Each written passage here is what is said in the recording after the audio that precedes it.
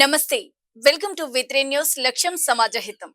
ఇక bulletin updates చూద్దాం. రంగారెడ్డి జిల్లా Shad Nagar municipality Chatanpally railway gate ప్రధాన రహదారిలో రోడ్ల పనుల నిర్లక్ష్యానికి గురయ్యాయి. రిజిస్ట్రేషన్ ఆఫీస్ నుండి రైల్వే గేట్ వెళ్లే రోడ్లు రైల్వే బ్రిడ్జి నిర్మాణం మధ్యలోనే ఆగిపోయింది. బ్రిడ్జి నిర్మాణ పనుల కోసం రోడ్డును తవ్వి అలాగే వదిలివేయడంతో గుంతలు పడి స్కూల్ పిల్లలకు వాహనదారులకు తీవ్ర ఇబ్బందులు అవుతుందని స్థానికులు ఆవేదన వ్యక్తం చేస్తున్నారు. వర్షాలు పడుతున్నందున ప్రమాదాలు జరిగే ఆస్కారం ఉందని ప్రజలు ఆందోళన చెందుతున్నారు. పలుమార్లు మున్సిపల్ అధికారులకు ఫిర్యాదు చేసినప్పటికీ ఎలాంటి చర్యలు తీసుకోలేదని స్థానికులు చెబుతున్నారు. వెంటనే పనులు పూర్తి చేసి రహదారిని సక్రమంగా మార్చాలని ప్రజలు డిమాండ్ చేస్తున్నారు.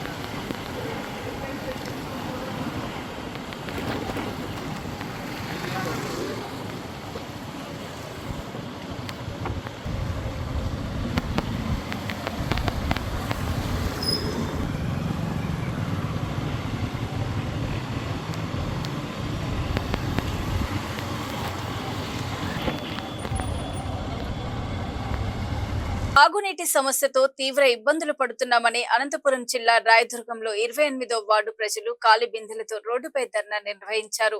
తాగునీటి సమస్యపై స్థానిక ఎమ్మెల్యే కాలువ శ్రీనివాసులు అధికారులతో సమీక్ష సమావేశాలు జరిపి హెచ్చరికలు జారీ చేసిన పట్టణంలో తాగునీటి సమస్య తీరడం లేదని ఆగ్రహం వ్యక్తం చేస్తూ బళ్ళారి ప్రధాన రోడ్డుపై ఖాళీ బిందెలతో బైఠాయించారు.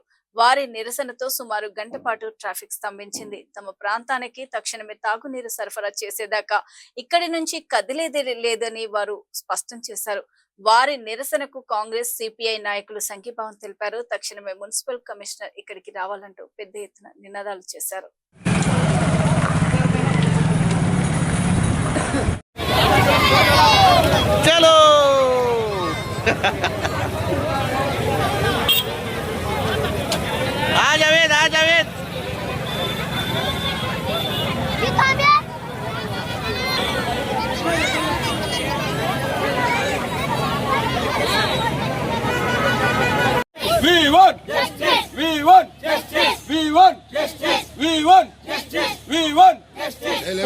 పోరాడతాం నీళ్ళు వదిలేంత వరకు పోరాడతాం నీళ్ళు వదిలేంత వరకు దిగి వచ్చేంత వరకు పోరాడతాం అధికారులు దిగి వచ్చేంత వరకు పోరాడతాం అధికారులు దిగి వచ్చేంత వరకు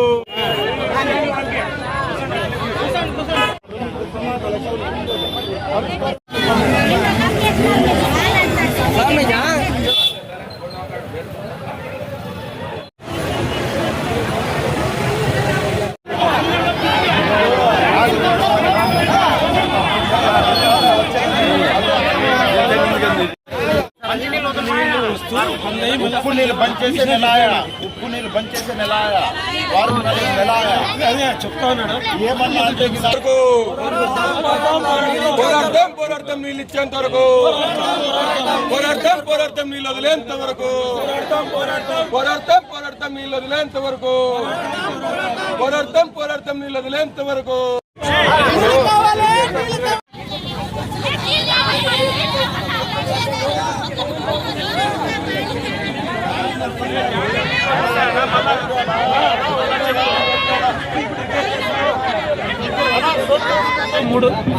మూడు లోడ్లు నీళ్లు పంపిస్తారు. సాయంత్రం అంతా రెడీ అయిపోతుంది.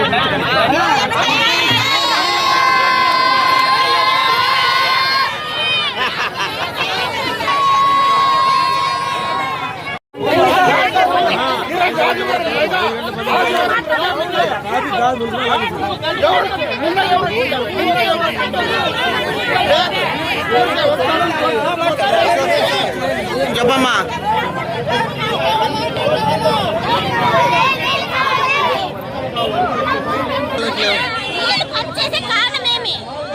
ఎందుకు పని చేసినారు? రావడం లేదు. 10 రోజులకు ఒకసారి మంచి నీళ్ళు ఇస్తున్నారు.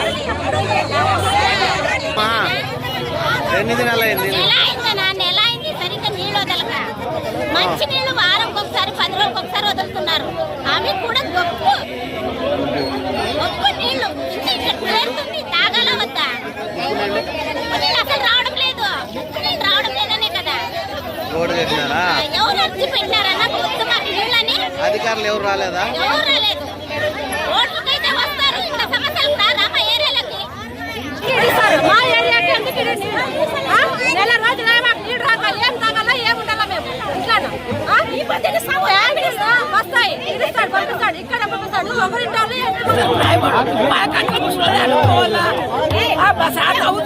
తెచ్చేది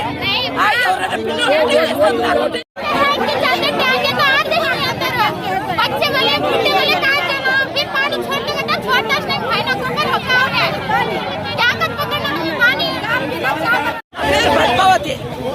మాకి ఆ ఏరియాలో 27 వరకు నీళ్ళు లేవు. చాలా ఇబ్బంది అయిపోయింది. వాటర్ ట్యాంక్ కూడా రావడం లేదు. ఎక్కడైనా పోయినా వాళ్ళకి వస్తే కదా మాకు ఇచ్చే నీళ్ళు. వాళ్ళకే రాకుండా మాకు ఏమి ఇస్తారు? మా ఇంట్లో మగవాళ్ళు ఎవరు లేరు. ఆడదారు నేను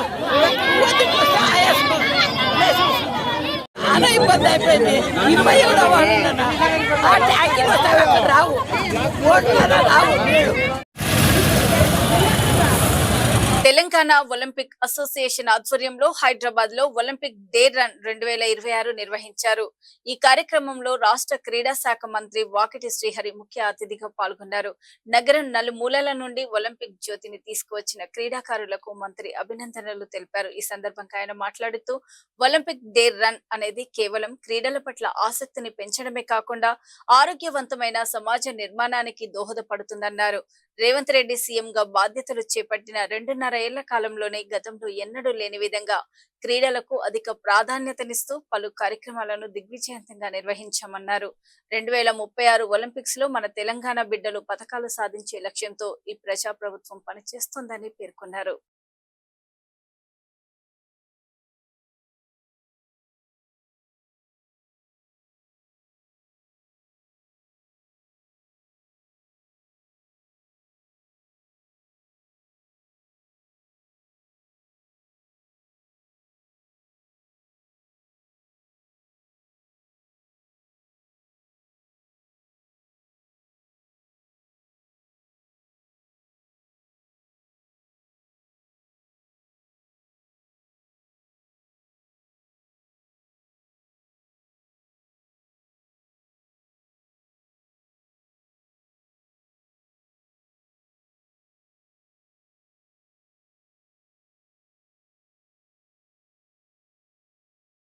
హైదరాబాద్ లోని ఎల్బీ నగర్, ఓంకార్ నగర్ లో దారుణం చోటు చేసుకుంది. శ్వేత అనే మహిళపై భర్త వెంకటేష్, అతని బావ శ్రీను విచక్షణ రహితంగా కర్రలతో దాడి చేశారు.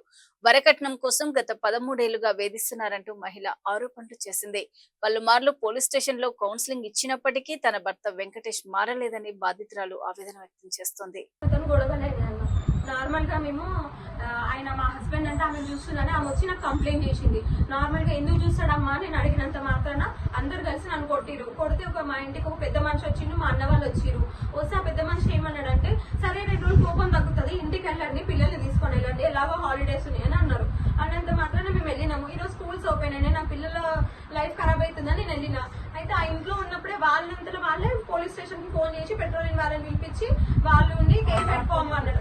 వాళ్ళే ఫోన్ చేసిరు, వాళ్ళే పిలిపించిరు, వాళ్ళే పంపించిరు. మేము వెళ్ళినాం, కౌన్సిలింగ్ కూడా 5 times తీసుకున్నాం, అక్కడ కూడా వినలేదు. సరేలే నా పిల్లల జీవితం ఖరాబ్ అవుతుందని మమ్మీ వాళ్ళ ఇంట్లో ఉండి ఈ రోజు నేను ఇంటికి వస్తే నన్ను మా ఆడపడుచు వాళ్ళ ఆయన, మా అత్త, మా ఆడపడుచు వాళ్ళ కొడుకు, మా మరిది అందరు కలిసి నన్ను కొట్టిరు. ఈ రోజు నా పిల్లల జీవితం కోసం అని నేను ముందుకు వచ్చిన అందరు కలిసి నన్ను కొడుతున్నారు. నేను 13 సంవత్సరాల నుంచి వీళ్ళతో నేను చాలా టార్చర్ పడుతున్నా. నేను హ్యాంగ్ చేసుకోవడానికి పోయినా ఆయన నన్ను అర్ధరాత్రులు వచ్చి బెల్ట్ గొంతుకేసి కొడతాడు, చేస్తాడు. పక్కన అందరు చూసిరు. నేను అన్ని చిత్రహింసలు పడుతూ కూడా ఈ రోజు నా పిల్లల కోసం, నా లైఫ్ కోసం అని నేను ముందుకు వస్తే ఈ రోజు కూడా ఆ కిరాయి ఆమె మాటలు విని, వాళ్ళ బావ వాళ్ళ అక్క మాటలు విని ఈ రోజు నన్ను కొట్టిండు, వాళ్ళ బావ కొట్టిండు, వాళ్ళ అల్లుడు కొట్టిండు, మా మర్ది కొట్టిండు. అందరు కలిసి నా మీదకి వచ్చి ఈ రోజు నా ప్రాణాలకి హాని ఉంది, నా జీవితం ఎక్కడన్నా కాపాడండి, నా పిల్లల జీవితానికి నాకు చూపియండి, నాకు ఖచ్చితంగా నా పిల్లలకి న్యాయం చేయాలంటే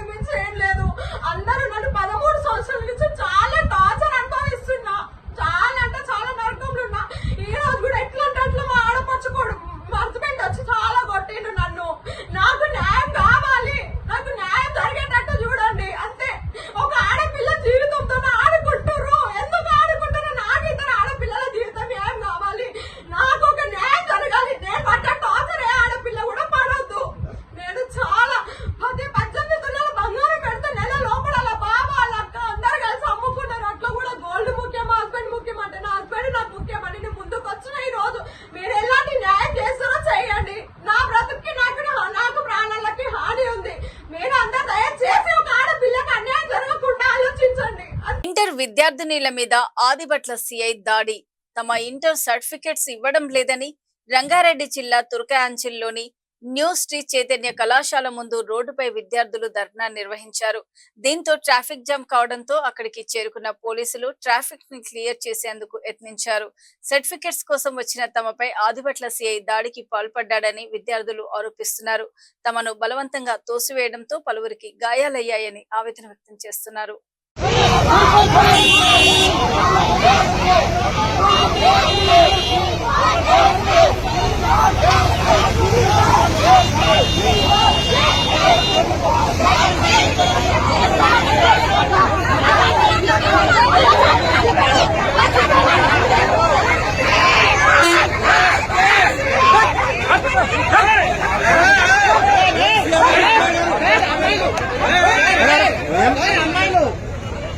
అరే అంతగానే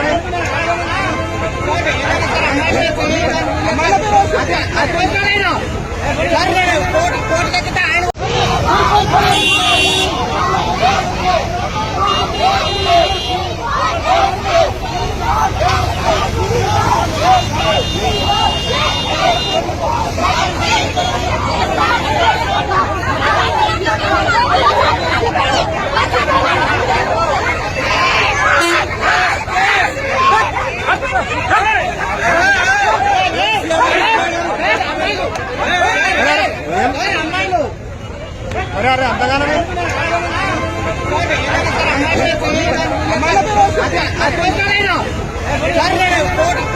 ఆయన కూడా ఎందుకంటే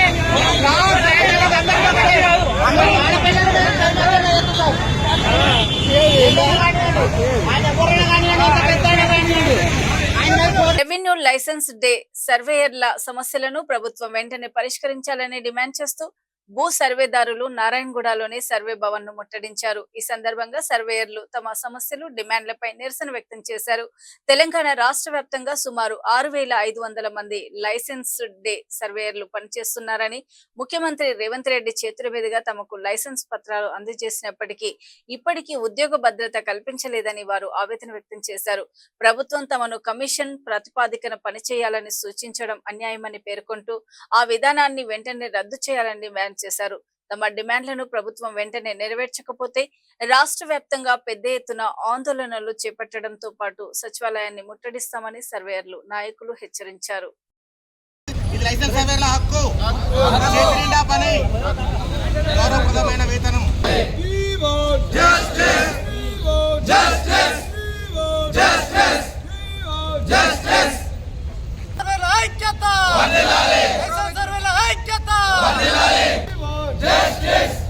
సర్కారు లైసెన్స్ ఉంది కానీ చేతిలో పని ఎక్కడా? సర్కారు లైసెన్స్ ఉంది కానీ చేతిలో పని ఎక్కడా? సర్కారు లైసెన్స్ ప్రకటించాలి.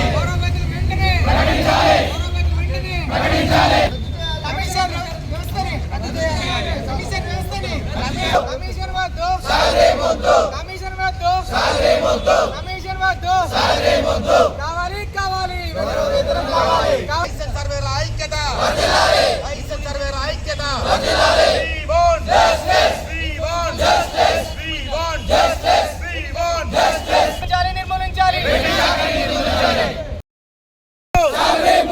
కమిషన్ వద్దు, లైసెన్స్ సర్వేల ఐక్యత, లైసెన్స్ సర్వేల ఐక్యత, లైసెన్స్ సర్వేల ఐక్యత. కనీస వేతన వెంటనే ప్రకటించాలి, కనీస వేతన వెంటనే ప్రకటించాలి, కనీస వేతన వెంటనే మాట్లాడాలి. జేడీ మేడం మాట్లాడాలి. వెంటనే కిందికి వచ్చి జేడీ మేడం మాట్లాడాలి. నేను లైసెన్స్ సర్వేల సంఘానికి నేను రాష్ట్ర ప్రధాన కార్యదర్శిగా ఉన్నాను. మేము ఈరోజు అంటే మే నెల 26 తారీఖు నాడు పెద్ద ఎత్తున మేము ధర్నా చౌక్ దగ్గర మా యొక్క హక్కుల కోసానికి ప్రోగ్రాం ఏర్పాటు చేసుకోవడం జరిగింది. దాని తర్వాత మాకు జూన్ 2 తారీఖు నాడు మాకు ఏమైనా గుడ్ న్యూస్ చెప్తారని చెప్పేసి మేము గవర్నమెంట్ను మేము కోరడం జరిగింది. కానీ మాకు ఇప్పటి వరకు ఎలాంటి గుడ్ న్యూస్ చెప్పలేదు. కానీ మన గౌరవ మంత్రి గారు ఏం చెప్తున్నారంటే ఆల్రెడీ లైసెన్స్ సర్వేలు అనేది ఆల్రెడీ పనిచేస్తున్నారు. వాళ్ళ నుంచి ఈ యొక్క భూభారతిలో ఉన్నటువంటి సమస్యలన్నీ కూడా మేము తీరుస్తామని చెప్పేసి అని అనౌన్స్ చేస్తున్నారు తప్పిస్తే కాకపోతే ఇప్పటి వరకు మాత్రం మాకు ఎలాంటి అవకాశాలు ఇవ్వలేదు, మాకు ఎలాంటిది కూడా ఇంటిమేషన్ ఇవ్వలేదు. మీరు పని చేయమని అంటున్నారు కానీ ఏ రకంగా పని చేయాలని కూడా మాకు తెలియజేస్తలేడు. తెలియజేస్తున్న సందర్భంలో మీరు 50 రూపాయలకు మాత్రమే పని చేయమంటారు. ఈ 50 రూపాయలు అనేది మాకు సాధ్యం కాదు. ఎందుకంటే ఈ 50 రూపాయలు మేము 5-10 నిమిషాలలో ఏదో రకంగా మేము కనీసం ఒక ఛాయ్ దవత ఖర్చు అయ్యే సందర్భాలు ఉన్నాయి. కాబట్టి సార్ మేము మిమ్మల్ని ఇప్పటికి కూడా మేము రిక్వెస్ట్ చేస్తున్నాం. ఎట్ ద సేమ్ టైం మీరు కూడా మాకు 50 రూపాయలు అనేది మీరు రద్దు చేసి మా గౌరవేతనం ప్రకటించకపోతే ఇవాళ మేము భారీ ఎత్తున దాదాపు 5,000 మంది లైసెన్స్ సర్వేలతోటి మేము సర్వే భవన్ ముట్టడి చేస్తామని చెప్పేసి ముందే మేము ప్రెస్ నోట్ చేయడం వల్ల దాదాపు అన్ని జిల్లాల్లో ఉన్నటువంటి ప్రతి ఒక్క గ్రామంలో ఏ గ్రామంలో ఏ లైసెన్స్ సర్వేర్ ఉన్నారో వాళ్ళ యొక్క అడ్రస్ తెలుసుకొని వాళ్ళ ఇంటికి వెళ్ళేసి వాళ్ళని పొద్దుగాల లేవక ముందుకే వాళ్ళ ఇంటికి వెళ్ళేసి అరెస్ట్ చేయవలసిన అవసరం ఉంది. మేము ఏమైనా దొంగతనాలు చేసినామా, మేమేమైనా మోసాలు చేసినామా, ఏమైనా మాయమాటలు చేసినామా, మేము ఎలాంటి ఏ కార్యక్రమాలు చేసినాము, మాకు కావాల్సినటువంటి హక్కు 50 రూపాయలు కాదు. మేము ఇవాళ రేపల్లో మీరు 50 రూపాయలకి ఎవరైనా పనిచేస్తురా, మీరే మీడియా మిత్రులు మీరు ఒకసారి ఆలోచన చేయవలసిన అవసరం ఉంది. ఈ యొక్క తెలంగాణ రాష్ట్రంలో ఉన్నటువంటి ప్రతి ఒక్కరు కూడా ఆలోచన చేయవలసినటువంటి అవసరం ఉంది. మేము ఇవాళ భూభారతి చట్టాన్ని మీకు సక్సెస్ఫుల్గా మీరు తీసుకురావాలంటే ఖచ్చితంగా కీలక పాత్ర అయినటువంటి మమ్మల్ని మీరు 50 రూపాయలకు మీరు కూలి పనులు కూడా దారుణంగా 50 రూపాయలు అనేది ఎక్కడ చేస్తున్నారండి? ఇప్పుడు ఉన్నటువంటి కనీసం ఉపాధి హామీ పని చేస్తే 312 రూపాయలు ఇవ్వడం జరుగుతుంది గవర్నమెంట్. అంతకంటే దారుణం అని చెప్పేసి అని మేము ఈ యొక్క కార్యక్రమంలో మేము తెలియజేస్తున్నాము. మేము సరే ఈరోజు మమ్మల్ని ఎక్కడిదక్కడ కట్టడి చేసిరు, కానీ ఉద్యమం అనేది ఒక్కరితోటే మొదలవుతుంది. ఇవాళ మేము మొదలు పెట్టినాము, చెప్తున్నాం చూడండి. రాబోయే రోజులలో ఖచ్చితంగా మేము ఎలాంటి ప్రతిపక్ష నాయకులతో సాయం తీసుకోలేదు. కానీ ఇప్పుడున్న సందర్భంలో మేము ప్రతిపక్షాలుగా అడుగుతున్నాము. రైతులు స్పెసిఫిక్గా ఈ యొక్క తెలంగాణ రాష్ట్రంలో ప్రతి ఒక్కరికి రైతులకు భూమి సమస్యలు ఉన్నాయి. ఆ భూమి సమస్యలు తీర్చాలంటే కేవలం గవర్నమెంట్ తీర్చలేదు, ఖచ్చితంగా ఆడ పనిచేసేటోడు కావాలి. పనిచేసేటోడు కావాలంటే ఖచ్చితంగా మమ్మల్ని నియమించారు. ఆ నియమించిన ప్రకారంగానే మేము దాన్ని నెరవేర్చుతాము, రైతుల యొక్క సమస్యలు తీరుస్తాము. మా గౌరవేతనం ప్రకటించండి, ఖచ్చితంగా మేము రైతుల యొక్క సమస్యలు తీరుస్తాము, మీ యొక్క గవర్నమెంట్కి మంచి పేరు తీసుకొస్తాము. కానీ మీరు ఇదే రకంగా 50 రూపాయలు అని అంటే ఖచ్చితంగా ఎక్కడున్నటువంటి ఫైల్స్ అక్కడనే పెండింగ్ ఉండిపోతుంది. తర్వాత మేము రాస్తారోకాలు చేస్తాం, ధర్నాలు చేస్తాం, ఎంతవరకైనా తెగిస్తాం. మా ప్రాణాలు ఎంతవరకైనా సరే తెలంగాణ మూమెంట్ ఈ యొక్క తెలంగాణ గడ్డ అనేది పౌరుషాల గడ్డ. ఏది కూడా మనకు సాధ్యం కాదు. ఖచ్చితంగా ఉద్యమం చేస్తేనే కానీ ఏదైనా సాధించుకోవచ్చు. కాబట్టి మేము ఇవాళ కేవలం సర్వే భవన్ మేము ముట్టడిస్తున్నాం. సచివాలయం కూడా మేము మెన్షన్ చేయలేదు. సర్వే భవన్ ఎందుకంటే మాకు ఉపాధి కల్పించి మాకు జీవోపాధి చేసినటువంటిది ఇక్కడ నుంచే కాబట్టి మేము ఇక్కడనే ముట్టడిస్తున్నాం. అంటేనే మీకు ఇంత భయం ఎక్కడిదక్కడ కట్టడి చేసిరు. ఇవాళ కేవలం అన్ని రకాల దారులను అధిగమించుకొని ఇవాళ దాదాపు ఇక్కడ 100-200 మంది జమగూడిరు. ఇదొక్కటే కాదు, రానున్న రోజులలో మేము వాళ్ళకు ఇవాళ ఒక భరోసా ఇస్తున్నాం. మిత్రులారా, 6,500 మంది సర్వేయర్లు, మీరు 6,500 మంది కాదు, 6,500 మంది కుటుంబాలు గుర్తుపెట్టుకోండి. 6,500 మంది కుటుంబాలు తలుచుకుంటే ఎంత పెద్ద గవర్నమెంట్ అయినా దించే శక్తి మన లోపల ఉంటుంది. ఇప్పటికైనా మనము రిక్వెస్ట్ చేసే కాలం పోయింది. అన్ని రకాల కాలు మొత్తం కూడా అని చెప్పేసి అనడం జరిగింది. కాలు మొక్కినా మీరు పట్టించుకోలేరంటే మీ ఎంత రాజరికమైన ప్రభుత్వం కూడా మాకు అర్థమవుతుంది. ఇప్పటికైనా మీరు కళ్ళు తెరిచి ఒకసారి చూడండి. మీ యొక్క భూభారతి చట్టం సక్సెస్ కావాలంటే మాకు ఖచ్చితంగా ఈ యొక్క గౌరవేతం ప్రకటించి మమ్మల్ని విధులకు తీసుకొని మీ యొక్క భూభారతి చట్టాన్ని సక్సెస్ఫుల్గా రన్ చేసుకోండి. మేము కూడా ఈ యొక్క గవర్నమెంట్కి సహకరిస్తాము. అంతేగాని మా మీద ఎలాంటిదైనా మీరు చర్యలు తీసుకుంటే మాత్రం మేము ఊరుకునే ప్రసక్తి లేదు. ఇంతకంటే దారుణంగా మేము ఏదైనా ర్యాలీలు చేస్తాం, అన్ని రకాల ముట్టడిలు ఇస్తాం. ఇది మేము మీడియా ముందే ప్రకటిస్తున్నాం. లైసెన్స్ సర్వేల ఐక్యత. పత్రాలు తీసుకున్నాం, ఆయనే ఇచ్చిండు. ఆయనే కనీస వేతన చట్టం అమలు చేసిన రాష్ట్రంలో. తెలంగాణ రాష్ట్రంలో కనీస వేతన చట్టం అమల్లో ఉంది. ఆయన సెమీ స్కిల్ పర్సన్ ఆయనే ఇచ్చిండు. కానీ ఇప్పుడు మేము పనిచేస్తున్నాం కదా మండలాల్లో మగలాడించాం కదా, మేము దేనికి కిందకి వస్తామని చెప్పాలి రేవంత్ రెడ్డి గారి సమస్య. ఆయన చేతులు ఇచ్చిన పట్టాలు మాకు అందరికీ నియామక పత్రాలు ఇచ్చిండు. ఆయన్ని కార్మిక చట్టాలు అమలు చేసిండు. ఇప్పుడు సెమీ స్కిల్ అని ఆ స్కిల్లో మేము ఏ స్కిల్కి వస్తామో ఆయన చెప్పాలి. మాకు ఎందుకు గౌరవవేతనం ఇయ్యడైనా చెప్పు. మా కడుపులు కావా, మా ఫ్యామిలీలు కావా, మా పరిస్థితి ఏం కావాలైనా? ఆయన మాట ఆయన లేకపోతే ఎట్లా? ఆయన ప్రభుత్వం నడిపిస్తున్నా, ప్రైవేట్ కంపెనీ నడుస్తుంది. ఒక ప్రైవేట్ కంపెనీలో యాక్చువల్ యజమాని ఎట్లుంటాయి అంటే 2025లో ఏర్పాటు అయింది. మరి ఏర్పాటు చేసిన యొక్క ముఖ్య ఉద్దేశం ఏంటిది? అందరికీ న్యాయం చేస్తామని చెప్పేసి, రైతు సమస్యలను పరిష్కరిస్తామని చెప్పేసి చెప్పడం జరిగింది.